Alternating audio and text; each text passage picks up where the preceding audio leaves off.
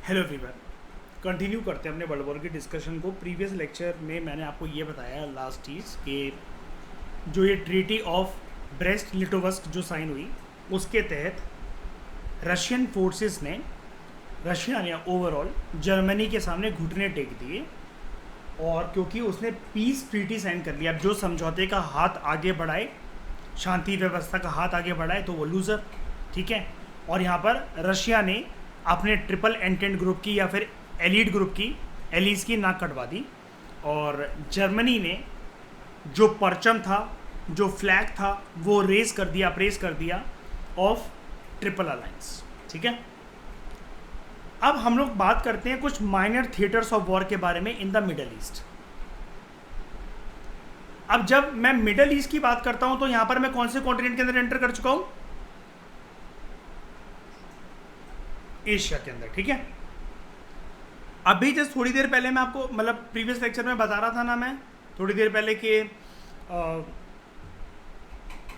कुछ कुछ छोटे छोटे घटनाक्रम है श्रेया, है ना, माइनर माइनर कुछ कुछ घंटे के युद्ध जो हैं, कुछ कुछ दिन के जो युद्ध हैं, वो भी सारे छोटे छोटे वॉर बन जाते हैं। ये छोटे छोटे वॉर्स ना आपको एशिया में बड़े सारे देखने को मिलेंगे।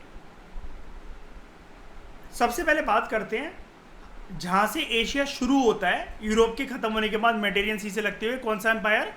ऑटोमन एम्पायर, जिसका मतलब हम लोग किस नाम से और जानते हैं उसको? टर्की, है ना। टर्की किसका पार्ट था? ट्रिपल अलायंस या ट्रिपल एंटेंट का? ट्रिपल अलायंस का। ट्रिपल अलायंस में कौन कौन था? Germany, Austria, Hungary. नए वाले ट्रिपल अलायंस के अंदर जर्मनी, ऑस्ट्रिया, हंगरी, टर्की और बल्गेरिया। पहले कौन था? टर्की और बल्गेरिया नहीं थे, उसकी जगह कौन था? इटली। लेकिन इटली अब कहाँ जा चुका था? ट्रिपल एंटेंट में। ठीक है। एलीज का पार्ट बन चुका था। ये मैं बार बार इसलिए पूछ रहा हूँ क्योंकि देखो, एलीड और एक्सिस पावर जो सेकेंड वर्ल्ड वॉर की है वो तो आपको पता है ना यहाँ पर, लेकिन इसको जान लो तो एक बार में आपका मतलब ये क्लियर हो जाएगा बार बार कंसेप्ट। तो Turkey also fought on the side of the central powers. Though Turkey met with initial success और एलीज को बहुत सारे लॉसेस हो रहे थे। पर्टिकुलरली कहाँ लॉस हो रहे थे एलीज को? मेसोपोटामिया में और गैलीपोली में। अब क्या हुआ? अल्टीमेटली क्या हुआ? टर्की का जो अंत हुआ वो ऐसा ही हुआ कि Turkey was defeated at the hands of elite powers. Turkey को हारना पड़ा, टर्की को मुंह की खानी पड़ी। टर्की ने ये सोचा कि हम स्विस कैनाल पर अटैक कर दें, बट टर्किश फोर्सेस को वहां से लौटना पड़ा। ब्रिटेन ने टर्की के ऊपर अटैक करा जब टर्किश फोर्सेस इराक के अंदर इन्वॉल्व थी, वहां पर इसके ऊपर अटैक करा गया। बाद में पैलेस्टीन में भी अटैक करा गया टर्किश फोर्सेस के ऊपर, और उसके बाद सीरिया में भी अटैक करा गया। मतलब टर्की जो इसको लगता था कि वो अपना रूल इतना एक्सपेंड कर देगा, यहाँ फैल जाएगा वहाँ फैल जाएगा, उसको हर जगह पर आगे चलकर हार का सामना करना पड़ा। अब हम थोड़ा सा टर्की से आगे बढ़कर और एशिया की तरफ एंटर करते हैं, in the far east. Far east में जब हम जाते हैं तो येलो सी वगैरह के पास जाकर दो कंट्रीज देखने को मिलती है हमें, चाइना और जापान, है ना। इसके बाद एशिया खत्म हो जाता है, फिर तो साउथ ईस्ट एशिया शुरू हो जाता है ना। चाइना ने एलीज को ज्वाइन करा, देखो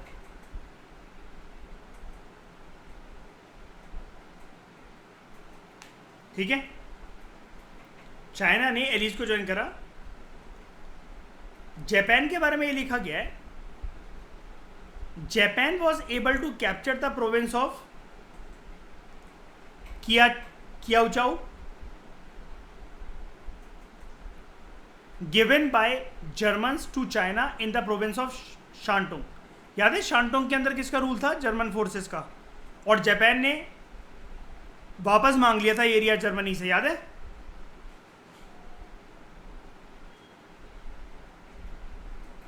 लेकिन फार ईस्ट में कोई भी ना फिर भी वॉर नहीं हुआ। आप कहोगे फर्स्ट वर्ल्ड वॉर के अंदर क्या फार ईस्ट के अंदर ये जापान चाइना वगैरह लड़े क्या? नहीं, ऐसा नहीं था। जापान ने इस ओकेशन को यूज करा टू थ्रेटन चाइना, ताकि वो उससे कुछ कंसेशंस मांग सके और प्रिविलेजेस ले सके। क्या जापान ने ज्वाइन करा? यहाँ पर क्या देखने को मिल रहा है आपको? क्या जापान ने ज्वाइन करा किसी ग्रुप को अभी यहाँ पर? नहीं, जापान सिर्फ अपना किस में लगा होता है, इंडिविजुअली अलग अलग एरियाज को क्या करने में, कब्जा करने में। और जापान की प्राइमरी नजर कहाँ पर थी? चाइना के ऊपर, है ना। चाइना के ही तो एरियाज वो क्लेम करता था। मंचूरिया वॉर में चाइना को हराया, शांतुंग ले लिया, यही करता था कि नहीं करता था? अब चाइना ने डर के चलते हुए कि उसको सपोर्ट मिलेगा तो उसने किसको ज्वाइन कर लिया?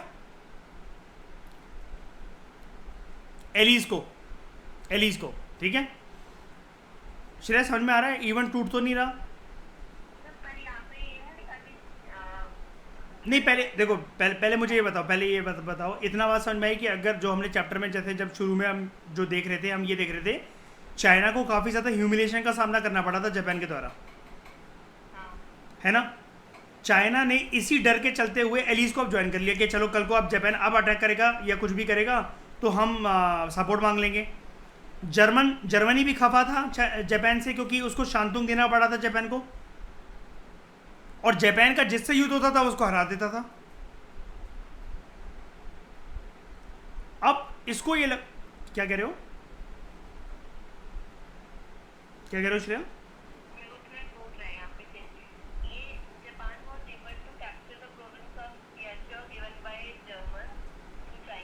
हाँ, मतलब जर्मन्स ने ये एरिया ना चाइना को दे दिया था। जो शांतुंग प्रोविंस था उसी की बात चल रही है। ये जो क्याओचाओ प्रोविंस है ये शांतुंग प्रोविंस के साथ ही जुड़ा हुआ है, ठीक है। यहाँ पर ये जो एरिया था ओरिजिनली चाइना का था, जर्मनी ने कब्जा कर रखा था। जर्मनी ने चाइना को वापस दे दिया जैसे ही एक बारी चाइना ने एलिस का वो पार्ट बन गया, क्योंकि एलिस के अंदर जो है वो कौन कौन है बताओ? ये सारी कंट्रीज है ना। जर्मनी ने ये चाइना को दे दिया था। जर्मनी क्योंकि अपने मतलब और युद्ध में उलझ गया था और वो फार ईस्ट पे फोकस करके अब रखना नहीं चाहता था, ठीक है। लेकिन जापान ने उससे वो एरिया छीन लिया था, याद करो, शांतुंग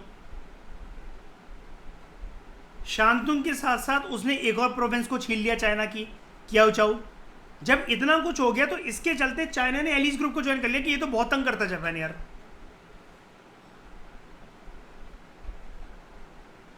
लेकिन जापान ने फिर भी डर के मारे किसी ग्रुप को अभी ज्वाइन नहीं करा, कि वो ये सोच रहा है कि चाइना ने ज्वाइन कर लिया तो कल को अब बाकी फोर्स से मुझे डराएंगे। क्यों?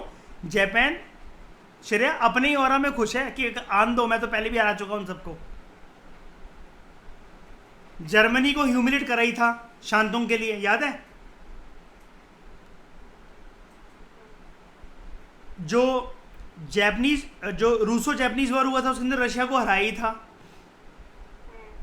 टिकने किसी को दिया नहीं, और छोटी सी कंट्री है, हमेशा सामने वाले ने घुटने टेके हैं, इन्होंने तो कभी हार मानी नहीं। इसके चलते चाइना ने तो ज्वाइन कर लिया डर के मारे एलिस को, जापान लेकिन अभी भी ना एक्सपेंशनिस्ट पॉलिसी को अपनाने में लगा हुआ है। लेकिन राइटर यहाँ पर बस आपको एक अच्छी बात ये बताकर गया है कि फार ईस्ट में फिर भी इतने मतलब चाइना और जापान की भिड़प के चलते कोई युद्ध नहीं हुआ कि एलिस ने सच में सपोर्ट दे दिया हो चाइना को और जापान को तबाह करने में जुट गए हो, वो अब मारेंगे जापान को, ऐसा अभी तक कुछ भी नहीं हुआ यहाँ पर।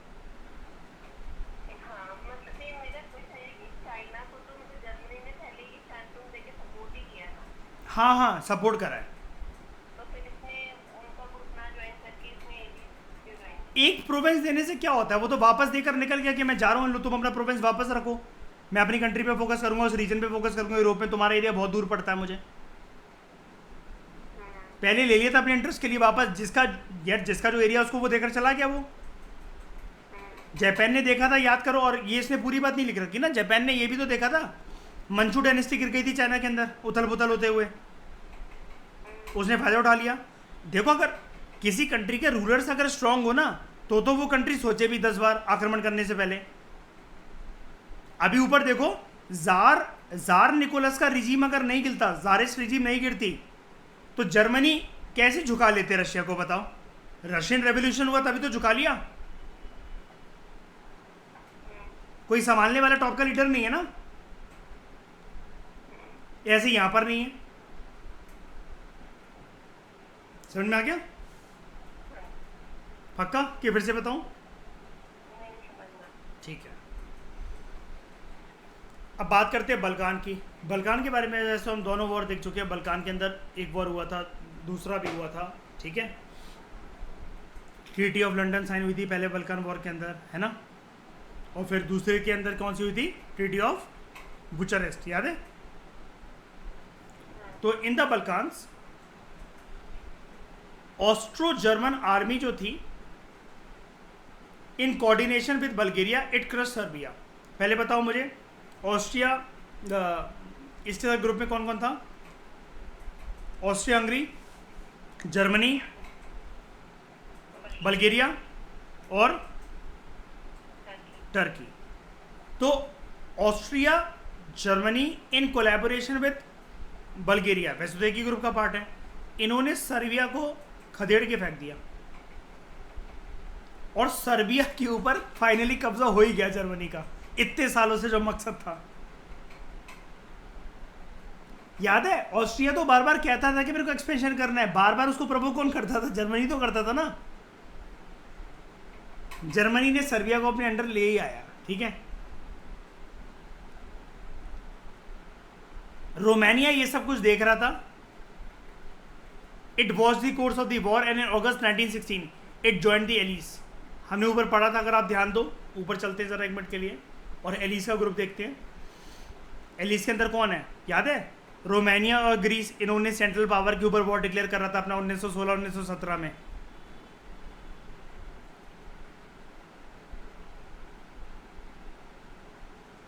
समझ में आ रहा है। रोमानिया ने अगस्त 1916 में एलिस को ज्वाइन करा। Romania also pass under Austro German occupation, यानी कि रोमानिया को भी उससे गुजरना पड़ा था जब ऑस्ट्रिया और जर्मनी की एक अलायंस बनी थी और उन्होंने रोमानिया के ऊपर कब्जा करने के बारे में सोचा था। अब यहां से मुझे बता दो, ये वॉर टोटल किसकी फेवर में जा रहा है, बताओ। जब वही जर्मनी वाले ग्रुप के अंदर ट्रिपल अलायंस की फेवर में जा रहा है ना।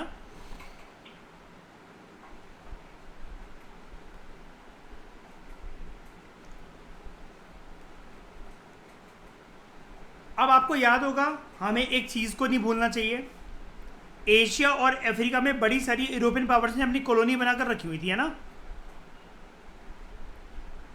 जर्मनी अभी आपको यहां पर क्या लग रहा है, जीता हुआ लग रहा है, वर्ल्ड का लीडर लग रहा है कि कैसा लग रहा है, बताओ। जीता हुआ लग रहा है, और ऐसा लग रहा है ना कि जो सपना है वर्ल्ड लीडर बनने का, वो जर्मनी उसके तख्त पर बैठ जाएगा जाकर, है ना। अब जर्मनी ने अपनी कुछ अफ्रीका के अंदर कॉलोनीज भी तो बना रखी थी ना। अब अफ्रीका जर्मनी से दूर है कि नहीं है, पहले बताओ।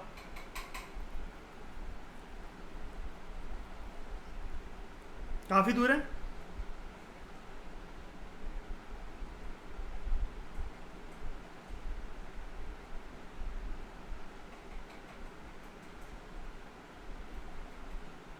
अब क्या होगा, जो जर्मन कॉलोनीज हैं in western and Asian Africa, इनको एलिस ना अटैक कर रहे थे। क्यों अटैक कर रहे थे, जल्दी सोच समझ के बताओ मुझे लॉजिकल तरीके से। जर्मनी की पावर के पीछे क्या रिस्पॉन्सिबल है, सारी यूरोपियन पावर यहां पर क्यों लड़ पा रही, किस दम की वजह से, बताओ। रिसोर्सेज की दम की वजह से ना।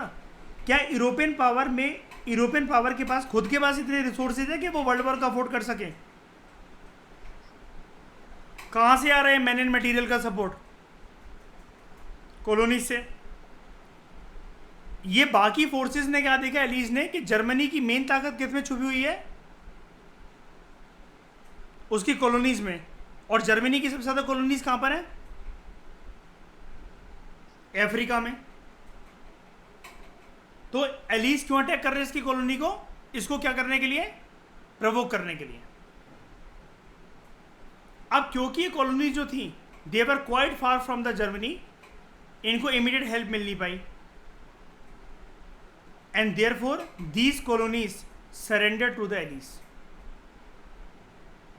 अब colony surrender to the allies का मतलब क्या होता है, जैसे एक बात बताओ, ब्रिटेन ने इंडिया को कॉलोनी बना रखा था, है श्रेया। वो तो गौरव ये हुआ कि कल को कोई और कंट्री भी इसमें यहाँ पर टिक नहीं पाई, है ना। फ्रेंच को उन्होंने भगा दिया, पोर्चुगीज को भगा दिया, डच को भगा दिया, है ना, सबको भगा दिया। लेकिन अगर कल को कोई ब्रिटिश ईस्ट इंडिया कंपनी को हरा देता बाहर से आकर, तो एकदम से क्वीन हेल्प कर देती क्या ब्रिटिश ईस्ट इंडिया कंपनी की, बताओ। ब्रिटिश ईस्ट इंडिया कंपनी वाले घुटने टेक लेते ना यहाँ पर। आप समझ गए कि जर्मनी के जो एम्परर्स हैं, फॉर एग्जाम्पल अभी के लिए मान लो, अभी के लिए विलियम केसर टू, ठीक है, केसर विलियम टू, वो बहुत दूर बैठा है जर्मनी में, वो मेन जर्मनी में बैठा हुआ है।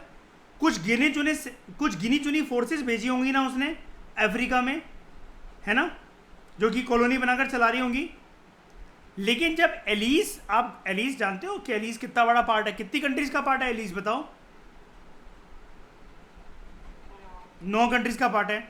इन्होंने प्रवोक करना स्टार्ट करा। इन्होंने प्लान ये बनाया कि जर्मनी की मेन ताकत के पीछे उसकी कॉलोनी रिस्पॉन्सिबल है, लेट्स कैप्चर देयर कॉलोनी।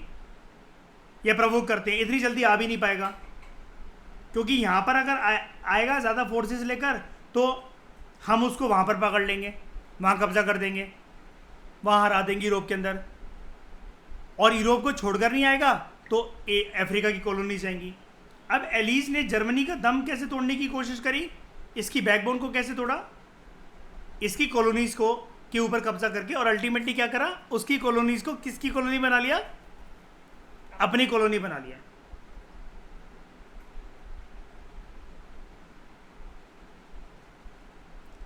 अब गद्दारी कभी भी करनी नहीं चाहिए, क्योंकि जब पकड़े जाते हैं तो खात्मा बहुत दर्दनाक होता है। इटली अभी तक किसके साथ था,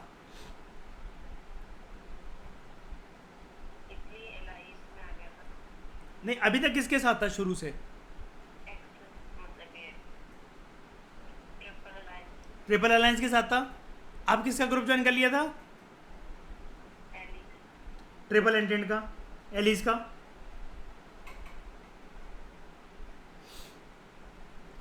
अब Italy force to Austrian onslaught. Italy ने फॉर्मल तरीके से एलिस को ज्वाइन करा था in the war in May 1916। Italians जो थे अब ऑस्ट्रियंस के साथ लड़ रहे थे, और वो बेसिकली ऑस्ट्रियंस को रोक कर रखे हुए थे कि वो वहां पर इन्वेजन ना करें, उनको हराए ना पूरी तरीके से। बट जर्मनी उनकी हेल्प करने यहां पर भी आ गया। देख रहे हो, जर्मनी बहुत अच्छा दोस्त है श्रेया, है ना। जहां पर भी कोई ताकत कमजोर पड़ रही होती है, अपना दोस्त कमजोर पड़ रहा होता है, फटाफट से एडिशनल मदद देने पहुंच जाता है। लेकिन बेचारे जब खुद को जरूरत थी तो अफ्रीका में कोई था नहीं, तो कॉलोनी साथ से चली गई, है ना। बस यही खराब हुआ उसके साथ। जब जर्मन्स ने ऑस्ट्रिया को सपोर्ट करा ना कि हाँ सॉरी मैं उलझा हुआ था वॉर के अंदर, अब बताओ कौन तुम्हें तंग कर रहा है, उन्होंने बोला यही देखो इस गद्दार की शक्ल। उन्होंने बोला रुक जाओ। जर्मन्स ने जब ऑस्ट्रिया की हेल्प करी, फटाफट से जो इटली थी वो कोलैप्स कर गया, इटालियन फोर्सेस कोलैप्स कर गई, हरा दिया गद्दार को। अब यहां पर जीता हुआ कौन दिख रहा है,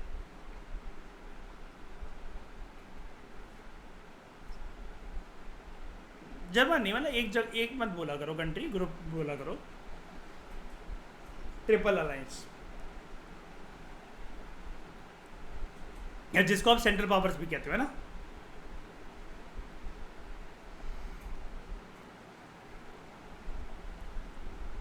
सेंट्रल पावर जो थे वो जीते, मतलब वो जीतते हुए दिख रहे हैं अभी आपको। Central power successfully occupied Belgium. Belgium किसके बगल में था, बिल्कुल किसके साथ चिपका हुआ था, जर्मनी। तो यहाँ पर मतलब जो ये लिखा हुआ है कि सक्सेसफुली ऑक्यूपाइड बेल्जियम, तो फ्रांस ने तो करा नहीं होगा कब्जा, इसका मतलब किसने करा होगा, जर्मनी ने।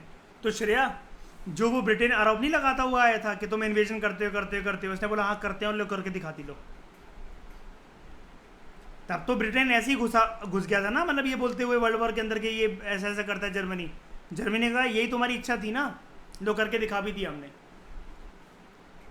और जो फ्रांस का कुछ एक पार्ट था इन द नॉर्थ ईस्ट, मतलब सेंट्रल पावर्स ने बेल्जियम के ऊपर कब्जा करा, फ्रांस के ऊपर कब्जा करा, पोलैंड के ऊपर, सर्बिया के ऊपर और रोमानिया के ऊपर।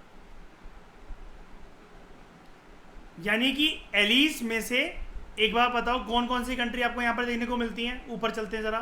बेल्जियम है,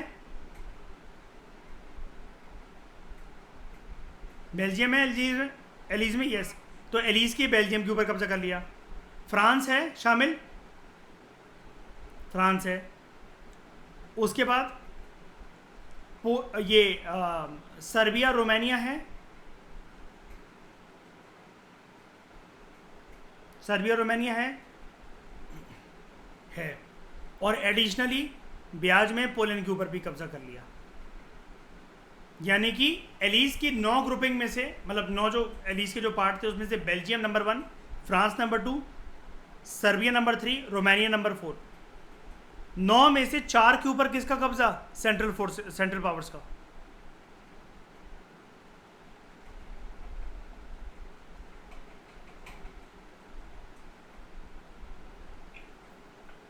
समझ में आ रहा है? आगे बढ़ूं। अब इस स्ट्रगल का जो एपी सेंटर था, एपी सेंटर वर्ड आपको पता ना, वैसे ज्योग्राफी में हम लोग अर्थक्वेक के लिए यूज करते हैं ना, कि जहां से अर्थक्वेक जनरेट होता है ना। इस स्ट्रगल का जो एपी सेंटर था, it was the western front and the seas. समुद्र के रास्ते कंट्रोल करने के लिए सब में भूख जो थी वो जाग रही थी।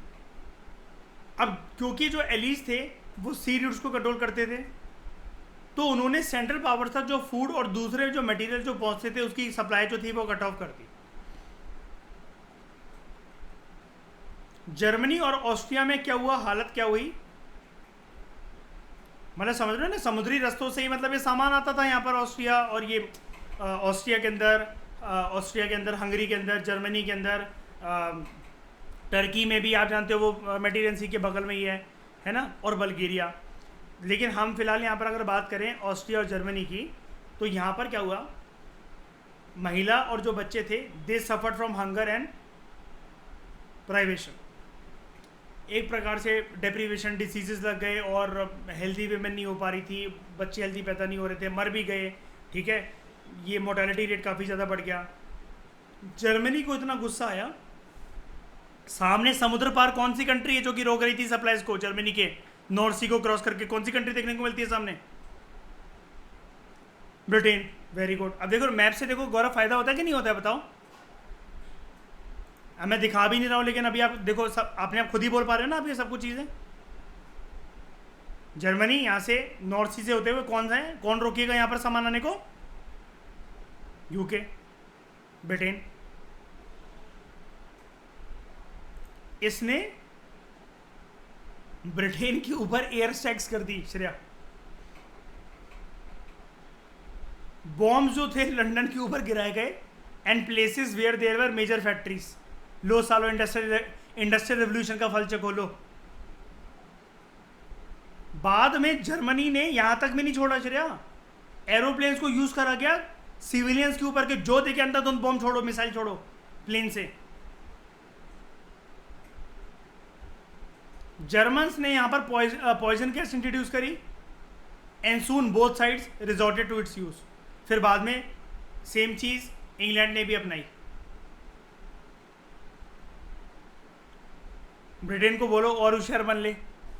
ब्रिटेन ने सिर्फ, और अब देख रहे हो, ब्रिटेन ने सिर्फ खाना नहीं आने दिया जर्मनी तक, और जर्मनी ने मुंह का निवाला छीन लिया ब्रिटेन के हाथ से। लो जहर खाओ। अब क्या होगा, समुद्री रास्तों में होगी भिड़प, नेवल बैटल्स, एंड फाइनली श्रेया America's entry into the war. ठीक है। 1916 में एक नेवल बैटल हुआ, ये इंपॉर्टेंट नेवल बैटल है, इसके बारे में आपको पता होना चाहिए, because this was a decisive battle, battle of Jutland. अब जाटलैंड मत दिखाना जाकर, ठीक है, जगह है, इंडिया से इसका कुछ लेना देना नहीं है। जटलैंड ये नॉर्थ सी में हुआ, और नॉर्थ सी आपको कहाँ दिख रही है, किसके बीच में? अभी के लिए फिलहाल ब्रिटेन एंड जर्मनी के बीच में, ठीक है। ब्रिटिश फोर्सेस इस बैटल को जीत गई, तो जर्मनी ने इसके चलते अपनी सबमरीन वॉरफेयर को स्टार्ट करा। अच्छा, ब्रिटिश फोर्सेस क्यों जीत गई, क्या लगता है श्रेयस का रीजन आपको?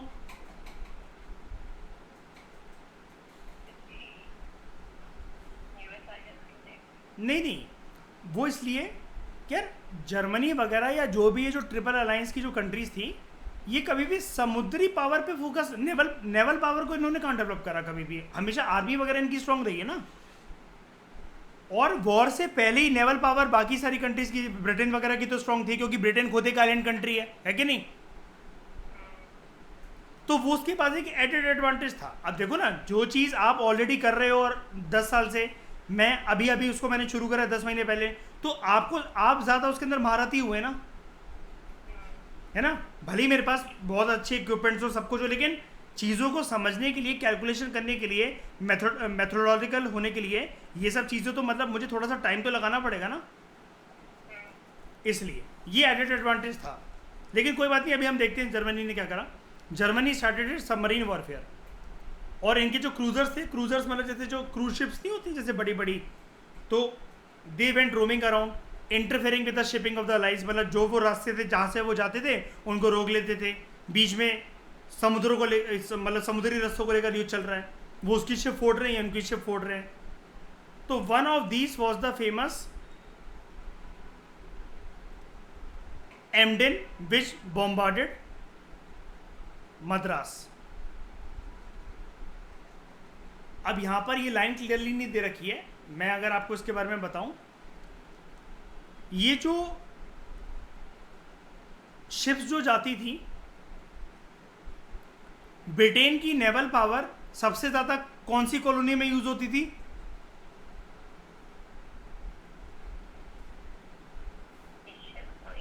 इंडिया। क्यों? 3 प्रेसिडेंसीज वाले इलाके, तीनों समुद्री हैं। कौन कौन सी प्रेसिडेंसी? नंबर 1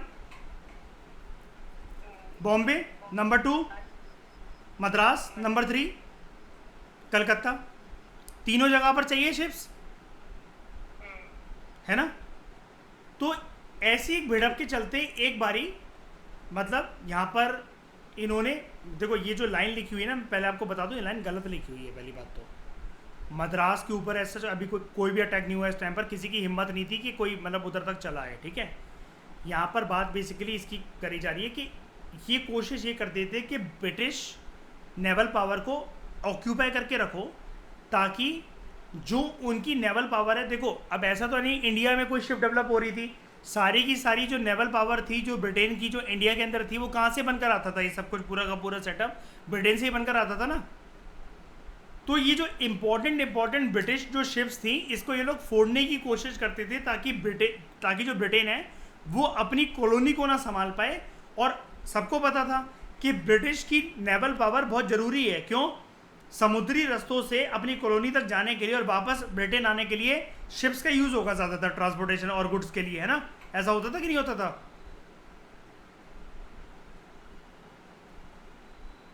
बताओ। तो इसलिए, और इन्होंने कोशिश करी कि हम ना जो ब्रिटिश शिप्स हैं उसको डिस्ट्रॉय करते हैं। खुंदक क्योंकि ये भी थी, ब्रिटेन ने भी तो दूसरे एलिस के साथ मिलकर जर्मनी की कॉलोनीज छीन ली थी। कहां पर? कहां पर?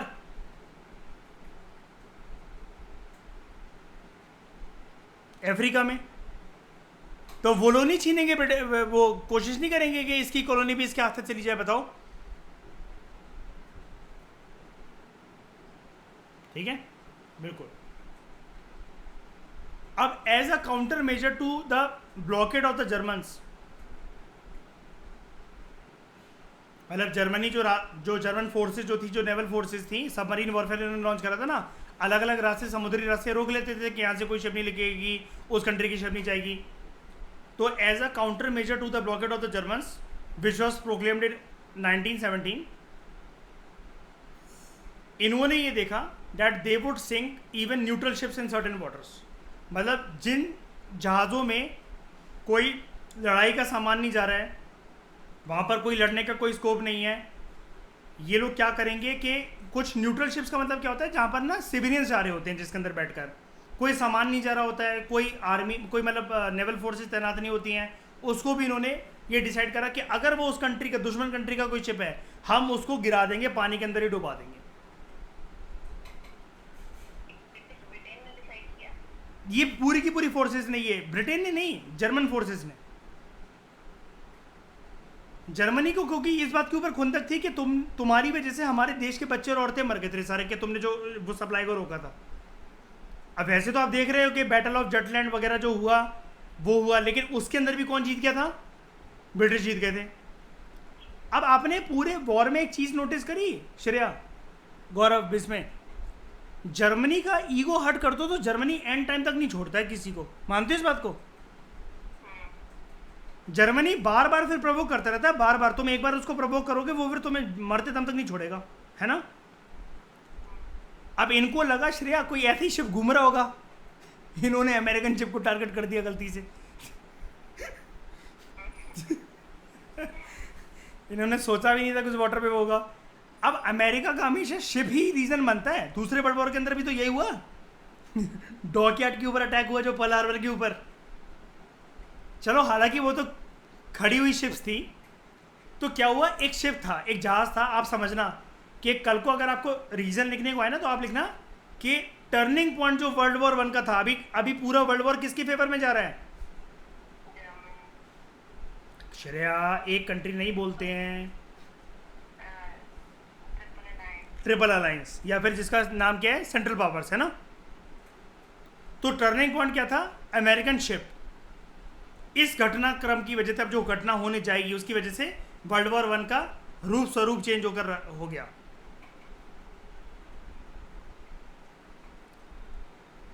लुसिटेनिया, क्या नाम था अमेरिकन शिप का? Lusitania. It was torpedoed by a German submarine. Torpedoed का मतलब ये होता है जर्मन की जो शिप्स थी ना उसके आगे जैसे मिसाइल या कुछ लगे नहीं होते हथियार जैसे, उन्होंने गोला बारूद छोड़ दिए शिप के ऊपर। अब अमेरिका में बड़ी थूथू हुई इस बात के ऊपर। प्रेसिडेंट विल्सन इनके ऊपर पॉलिटिकल प्रेशर बनाया, और पूरे अमेरिकन जो अभी तक जो कह रहे थे ना कि न्यूट्रल रहो न्यूट्रल रहो, अब वो ये कह रहे थे हमें चाहिए इंसाफ, हमें चाहिए बदला। तो प्रेसिडेंट विल्सन और ये कहाँ का प्रेसिडेंट था? अमेरिका का, ठीक है। He declared war against Germany in April 1917।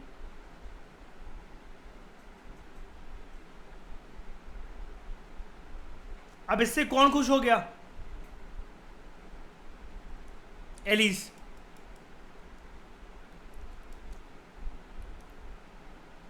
अब अमेरिका के पास एडेड एडवांटेज क्या था? अमेरिका के पास रिसोर्सेज बहुत सारे थे, और जितने अभी तक ये जो ट्रिपल एंटेंट वाले जो ग्रुप थे इनके रिसोर्सेज एग्जॉस्ट हो चले थे, है ना? इतने टाइम का वॉर लड़ते लड़ते अमेरिका एंड में घुसता है आराम से और युद्ध का परिणाम चेंज करने आता है, बस और निकल जाता है। America's entry with its enormous resources it made allied victory a foregone conclusion, के मतलब पूरा युद्ध परिणाम को चेंज करने की दम रखता है अमेरिका, इतने रिसोर्सेज थे उसके पास।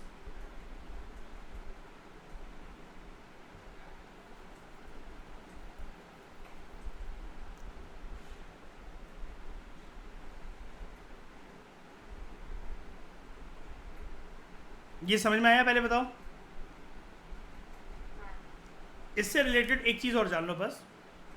ये देखो सिंकिंग ऑफ लुसिटेनिया की एक इमेज बनी हुई है कि कैसे इन्होंने अटैक करा, और वो पूरी की पूरी शिप जो थी साइड में उसका अटैक हुआ, पानी भर गया उसके चेंबर्स के अंदर, जैसे टाइटैनिक डूबी थी वैसे ये भी डूब गई, ठीक है। हाँ, ये सिविलियन शिप था, लेकिन इन्होंने याद है क्या डिक्लेयर करा था जर्मन फोर्सेस ने कि अगर हम किसी न्यूट्रल शिप सिविलियन शिप भी तो होता है जिसके अंदर कुछ भी नहीं जा रहा होता है ना, उसको भी गिरा देंगे। इनको क्या पता था कि लुसिटेनिया क्या है? इन्होंने देखा शरिया वो देखो जहाज जहाज जहाज जहाज, फोड़ दो फोड़ दो। इनको ये नहीं पता था कि जिस दिन ये हरकत वो कर रहे थे ये अपनी मौत को इनवाइट कर रहे थे। इन्होंने समुद्र देवता नाराज कर दिया उस दिन। अब क्या होता है, हालांकि राइटर एकदम से कूद गया अगले पैराग्राफ में कंक्लूजन पर, लेकिन ये मैं आपको अब बताऊं, जब ये प्रेसिडेंट विल्सन ने वॉर डिक्लेयर करा जर्मनी के ऊपर, उसने जर्मनी को घुटने टिकवा दिए। जर्मनी को इतनी ज़्यादा डिफीट का सामना करना पड़ा, इतना इनॉर्मस लॉस उठाना पड़ा, जिसके बारे में कोई अनुमान नहीं लगाया जा सकता। अमेरिका में एक तो बिल्कुल एंड में आया है, दूसरे एलीज की हिम्मत बढ़ गई अमेरिका के आने से। 90% रिसोर्सेज अब अमेरिकन के होंगे, बाकी 10% बाकी एलीज के होंगे, क्योंकि ज़्यादा बचे भी नहीं उनके पास। लेकिन इन सब ने मिलकर डिसाइड करा, तुम ट्रिपल एंटेंट ग्रुप में सारी पावर्स को छोड़ो, सबसे पहले इस जर्मनी को हराओ। ये हर किसी का साथ देने, हर किसी के ऊपर कब्जा करने सबसे ज़्यादा उछलता है। अमेरिका ने बोला लो रुको, अभी रुको। सिर्फ कुछ महीनों का ही वक्त बीता होगा,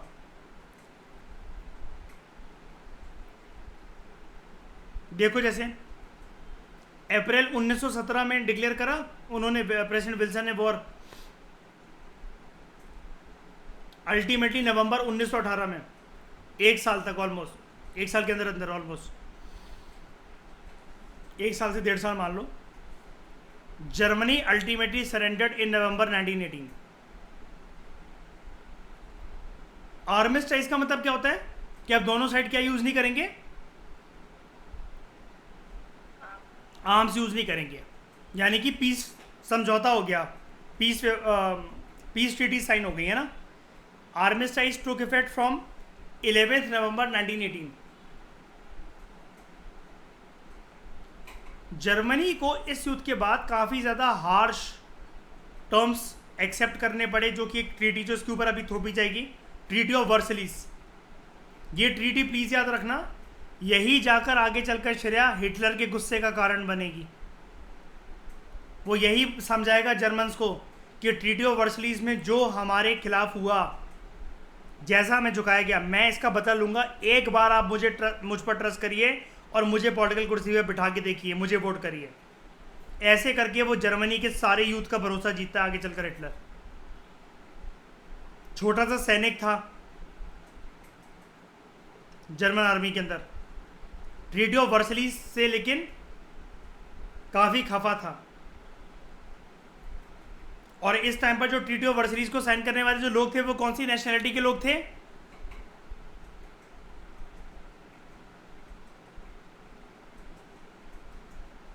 अरे जर्मन नेशनैलिटी थोड़ी ना होती है, जर्मन के अंदर कौन सी जर्मनी के अंदर कौन सी नेशनैलिटी के लोग?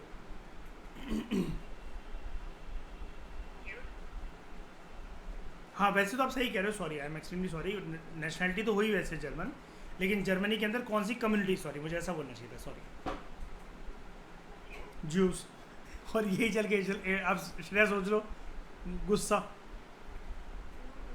ठीक है। तो Germany was force to accept the harsh terms by political situation at home with the abdication of Kaiser William two, tata bye bye बोलकर जा चुका था, इसकी सत्ता गिर चुकी थी।